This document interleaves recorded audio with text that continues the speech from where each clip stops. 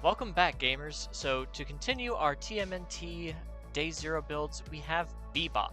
And like I said in the previous one for April, all of the Day Zeros for TMNT are only going to include base set cards. No cards from Challenger Series or starter decks. I feel like that would be the simplest way so that new players aren't having to go out and buy these like $30 decks on top of, maybe buying singles or buying packs. To try to make this more accessible for newer players.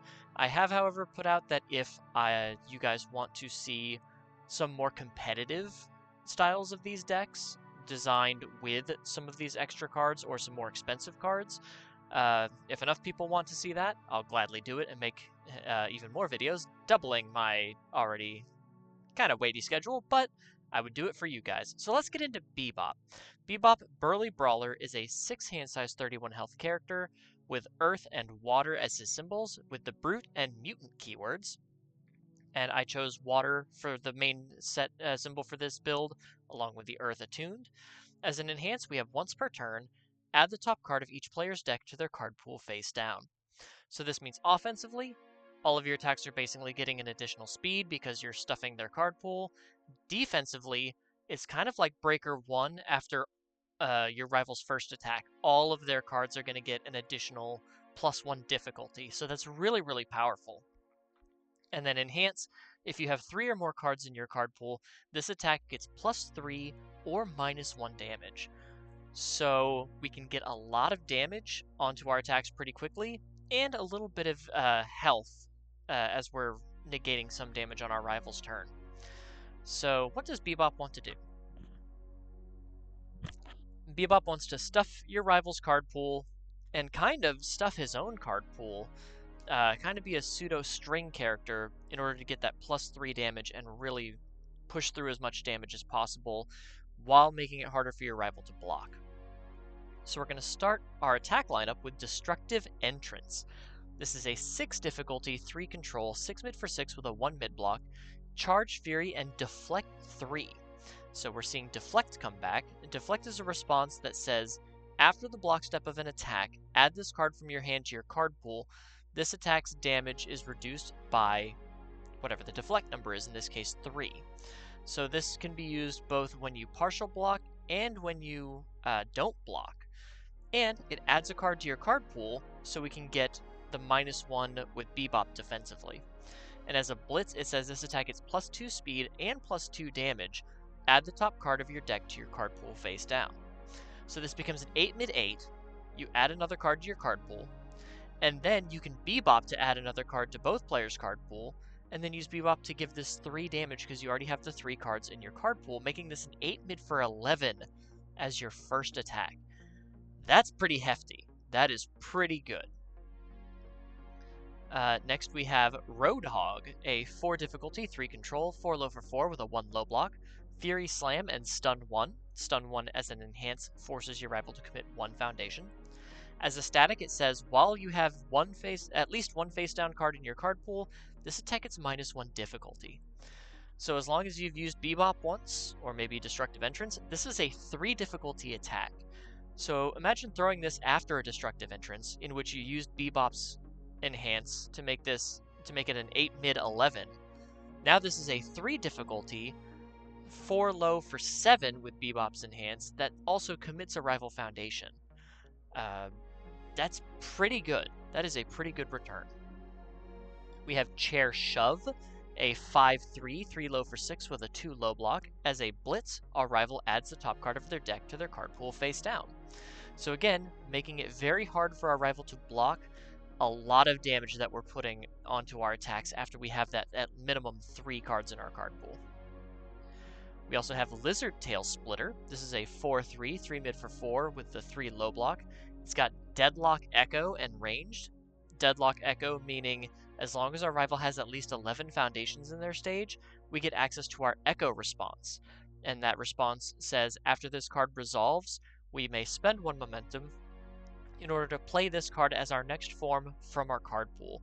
But if we do, we have to flip it after it resolves. But if our rival's at Deadlock, we can turn 1 attack into 2 for the cost of 1 momentum. And as an enhance, we can discard one card. Our rival adds one card from their hand to their card pool face up, and then each player draws a card. So more card pool stuffing. It's also a little bit of card cycling, getting maybe a card we don't need out of our hand and hopefully drawing one we could use.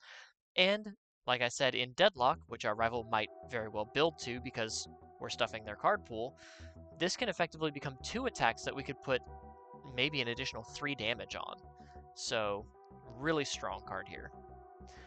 Next we have Acid Screen, a 5/3, 4 high for 7, 2 mid block with Deflect 4 and ranged, so this can be added to our card pool for -4 damage. As a static, face down cards do not count towards the progressive difficulty to play this card. So if Tail Splitter is flipped due to its Echo, or the face down we add with Destructive Entrance, or the face down we add with Burly Brawler himself, those don't count towards progressive difficulty when we play our Acid Screen. And then as an enhance, if there is a face down card in either player's card pool, draw 1 card. So it draws us a card, and if we have that 3 cards in our card pool, it's a 4 high for 10. That's pretty good. That is, from dealing with the Godzilla that I built my local Olin, 10 damage is something you have to respect. It's pretty crazy. And then we have Assault Dust. This is a 4/3, 5 high for 5 with a 2 high block and the ranged keyword. And as a static, after this attack resolves, it gets flipped. It just automatically does, which means it won't count towards progressive difficulty to play an Acid Screen later on. So, pretty good. So our whole offense here is trying to take advantage of the +3 damage we get with Bebop, while just loading a whole bunch of cards in our rival's card pool as much as we can, and then possibly ending on something like an Acid Screen with less progressive difficulty. Onto our non-attack cards, we have our assets, Plate of the Dawn Martyr. This is a 2/5 with a 2 mid-block, Unique Vestige and Breaker 2. Breaker 2 being a response that after we block with this card successfully, our rival's next check gets -2, which is pretty solid. As a static, while it is ready in our stage, our health cannot be reduced below 1 by rival effects, which is good because there's a lot of burn going around. As an enhance, our rival's attack gets -1 damage. Just free -1 damage. And then when we get 3 or more cards in our card pool, another free -1 damage. So just as they go deeper into their strings, the more damage we're able to take off. And then as a response, we commit it. After an attack deals damage to our character, to Bebop, if we have 5 or less health after that attack, the attacking player loses 5 health unless they discard 1 card. So this is a good way to get a card out of our rival's hand, or if they just can't afford to let loose those cards, they could just lose an extra 5 health. And then of course, Item Box, 2/5, 2 low block, enhance commit, return this attack to all of its printed speed, its printed damage, return it to its printed attack zone, and if it was unblockable, it is no longer unblockable. This is just one of the best defensive pieces in the game. It resets everything to printed, so you don't have to worry about that. So it's really cool if your rival's building up a bunch of stats on a card, set it back to printed, and then do cards like Plate of the Dawn Martyr, Burly Brawler, just to reduce after you've already reset everything to printed. Onto our actions, we have Referee Jury. This is a 2/4 with a 2 mid-block and the ally keyword. As an enhance, we change this attack's damage to 4, and if it deals damage, we draw 1 card. So we can reset something to 4, and since this stays in our card pool, then we can use Bebop potentially to give even more damage reduction. And then response, card pool, flip, we commit 1 foundation, so we have to flip this card in our card pool and commit a foundation as the cost to play this ability. After our rival plays an enhance ability, they commit 1 foundation. So it's really cool to use cards like Breaker cards and Referee Jury to try to reduce your rival's stage to commit them out as much as possible on their turn. So even if you only put 1 or 2 cards in their card pool on your turn, they still can't block anything. And then we have Teamwork. This is a 2/5 with a 1 low block and the ally keyword. As a response, after we block with this card, our next block ignores progressive difficulty, which is really good considering we only get the -1 damage on Bebop if we have 3 or more cards in our card pool. So being able to say our next block just ignores progressive difficulty is really solid. And then as an enhance, if we have 5 or more symbols in our card pool, this attack gets plus 5 damage. A lot of our stuff is attuned. It is either attuned water or attuned earth. But we do have Death and All on Lizard Tail Splitter, and we have Death and Void on Acid Screen. So we're probably not getting that plus 5 damage very often. It's mainly in here for the defensive ability of saying, hey, my next block's going to ignore progressive, so I can keep on defending, and then maybe taking advantage of a little bit of damage reduction on the outset. Then for backups, I chose Ray Fillet, Singing Stingray. This is a 4/5, 4 stamina, 0 mid-block, elusive, unique, and ally. Elusive being the new static keyword ability for backups that says this backup cannot be attacked by your rival's first attack each turn. And as an enhance, during our turn, we can just add the top card of our rival's deck to their card pool. They just get a face down during every single one of our attacks, which is huge. That is a really good way to guarantee that that extra +3 on every attack after we get 3 cards in our card pool is definitely going to hit. And then response after this backup is attacked, if they attack Ray Fillet, they have to add the top card of their deck to their card pool face down. And then we can use Bebop as well to add the top card of their deck to their card pool face down. And they've just got a full card pool at that point, because they can't attack with the first card. With the first attack, they can't attack Ray Fillet. So that's, we use Bebop, then they play an attack aimed at Ray Fillet, then they get another card in their card pool thanks to Ray Fillet. That's 4 cards in their card pool, and they've only attacked us once. We're gonna survive that turn. It's absolutely crazy. Onto our foundations. We have Dumbfounded. This is a 3/5 with a 3 mid-block, and this card just ignores progressive difficulty. So as we're putting cards in our card pool, if we need to build out, we can just play this on a 3 because it ignores progressive difficulty. We can block with it, with that +3 mid-block granted, but we can block with it ignoring progressive difficulty. Very powerful, rare foundation here. We also have Hard-Headed, a 2/5 with a 3 low block, Enhance Tenacious, or playable while committed. Flip, clear 1 face-down card from your card pool. So if we, play an attack, play another attack, use Bebop to get 1 card in either player's card pool, get the +3 damage, we can then flip Hard-Headed, get rid of the face-down card, and play a 3rd attack. And then we still have our 3 cards in our card pool, and it didn't cost us that extra progressive difficulty. We have Heavy Feet, a 2/5 with a 3 mid-block. Enhance, if you have 3 or more cards in your card pool, this attack is +1 or -1 damage. So again, it's kind of keeping in line with Bebop. We need 3 cards in our card pool, but it's even more damage reduction, which is really useful, or even more damage on our attacks. So really, really good here. We have Slow But Strong, a 2/5 with a 2 high block and Deflect 2.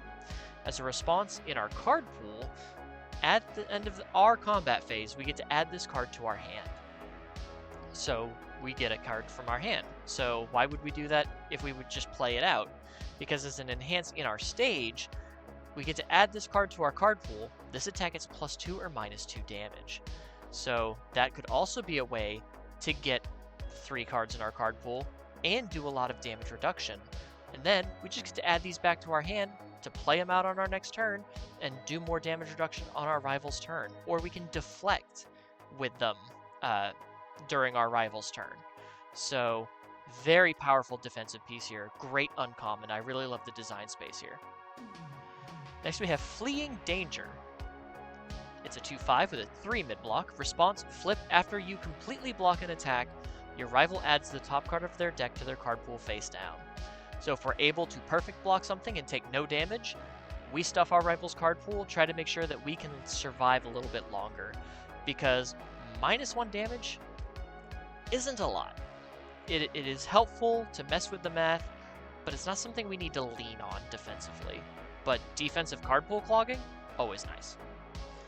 Next we have Moment of Normalcy, a 2/5 with a 3 high block. Enhance Commit, return this attack to its printed speed or damage. So this is just a great way to make sure that we're taking less damage or reducing the speed in order to block a card, especially when we're clogging our own card pool. We have Cheerful Teen, a 3/5 with a 2 high block and the unique keyword, so we can only have one copy in our stage at a time. Response Commit after a rival foundation is destroyed, draw 1 card. That's pretty cool, especially with characters like Peak destroying their own foundations. Or Enhance, Flip, each player adds the top card of their deck to their card pool face down. Doubling up on the Bebop Enhance of once per turn, we can flip these to do it again. So pretty powerful ability there, offensively and defensively. Next we have Protecting Friends, a 2/5 with a 2 low block. Enhance, add this card to your card pool face down. This attack gets -5 speed. So we are debuilding ourselves a bit, but -5 speed is pretty strong. And then we can either hard-headed flip to clear it away.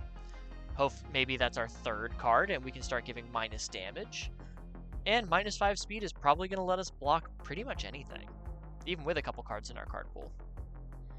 We have Cheerleader, a 2/5 with a 3 mid block. Response Remove, spend 1 momentum. After an attack is played, it gains Flash, which means there is no enhance step. We go straight from responses to block step. No blitzes, no enhances. You're pretty much dealing with a printed damage attack, which is really solid. We have Legendary Bandit, a 3/5 2 mid block. As I've been building these, I've been realizing there's a lot of good 3 diff foundations to be played in a lot of these decks, and it's kind of making basic deck building a little harder. But Legendary Bandit, response your turn commit. After your rival adds a face down card to their card pool, your rival adds the top card of their deck to their card pool face down. So after we Bebop to put a card in their card pool, we commit this, they put another card into their card pool. Pretty good. And then Enhance Destroy, if this attack deals damage, draw 2 cards. We have Broken Psyche, a 2/5 with a 3 low block. Response Remove, after you take damage from an unblocked attack, add 1 card with a check value of 6 from your discard pile to your hand, and that's Tenacious, playable while committed. I don't think we're running a lot of 6 checks here, so we don't need to worry about that. We mainly play this for the Enhance. We flip it and spend 1 momentum, change this attack's damage to 2. So changing the attack's damage to 2 and then doing a bunch of reduction, like with Plate of the Dawn Martyr, Bebop, Heavy Feet, we can really mitigate as much damage as possible on given attacks. Next we have Reprimand, a 2/5 with a 3 high block. Enhance your turn, sacrifice 1 foundation, your rival commits 1 foundation. So we can only do this on our turn, but we can sacrifice some extra foundations to force our rival to commit their board while stuffing their card pool, guaranteeing that these heavier attacks are going to hit. And lastly, Tusktooth's Crew, a 2/5 with a 3 high block and the ally keyword. Enhance once per turn, discard 1 card, draw 1 card, so we get a bit of card cycle there. And a Brawler or Champion response, which we are not, we are a Brute, so we don't need to worry about that. But that is the basics of Bebop Burly Brawler. He wants to stuff a card in both players' card pool, he wants a lot of cards in his own card pool, and he's just going to try to disrupt your rival and push them down while you're barreling ahead with all of this damage. And maybe get a little bit of defense on the back end. So what do you guys think of Bebop? Do you like him? Do you think he's kind of eh? I know his partner Rocksteady is going to show up in a little bit, and we'll get there when we get there.